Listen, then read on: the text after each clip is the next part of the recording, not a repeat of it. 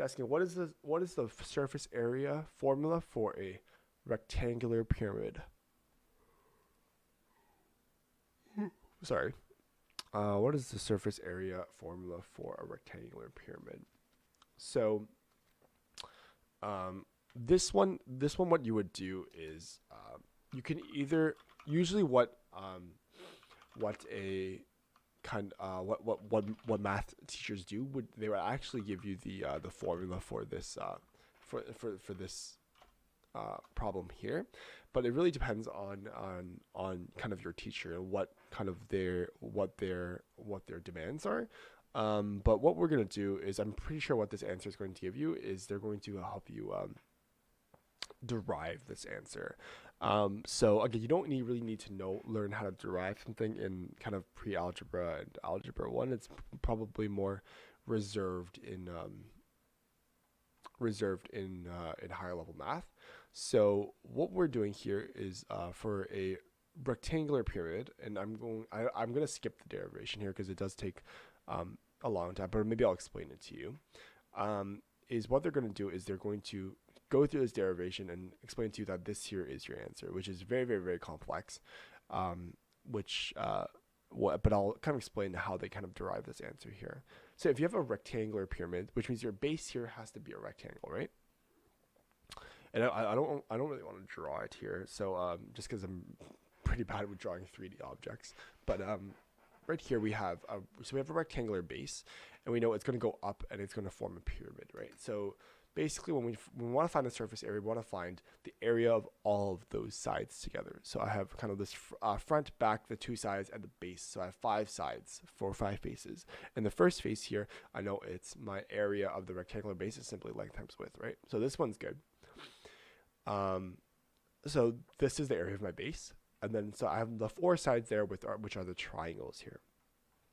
So if I want to find that, I can use kind of this formula here. It says slant 1, or slant height for the front and back triangle, is obtained using the Pythagorean theorem, right? So it's simply just, this here is simply just c squared equals a squared plus b squared, but it's rearranged to solve for simply just c. So it'd be c equals the square root of, this is a squared, so your height, plus your b squared, which is your base.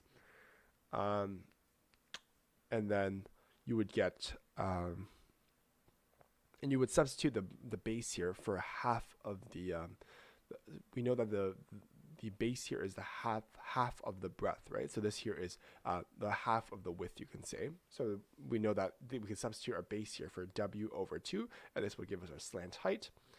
Similarly for the other 2 triangles, so this was for the front and back triangle, these 2 are for the sides. So if I don't know if I can draw a pyramid here. It's kind of hard to draw a pyramid. Maybe I'll just show you a pyramid. It'll be easier. Okay. So if I had a pyramid,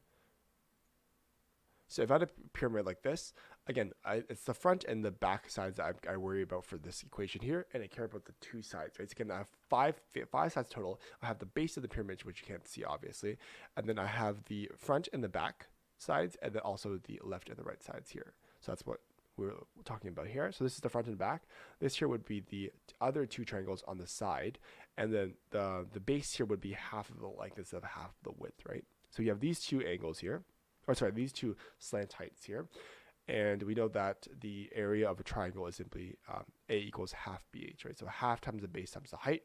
So you can calculate the area of the front and back triangle using a equals half bh, where you know that it's half of the base times the height, right? You know the base here is going to equal, again, for the front and back triangle, it's equal to half the width, and then for the side triangles, it's equal to half the length, right? So you can plug those guys in, and you would get this formula here, and then you simply just add them all up. So you have this guy plus this guy plus the length plus length times width. So this here is our formula for the surface area of our rectangular pyramid here. So solution here is correct.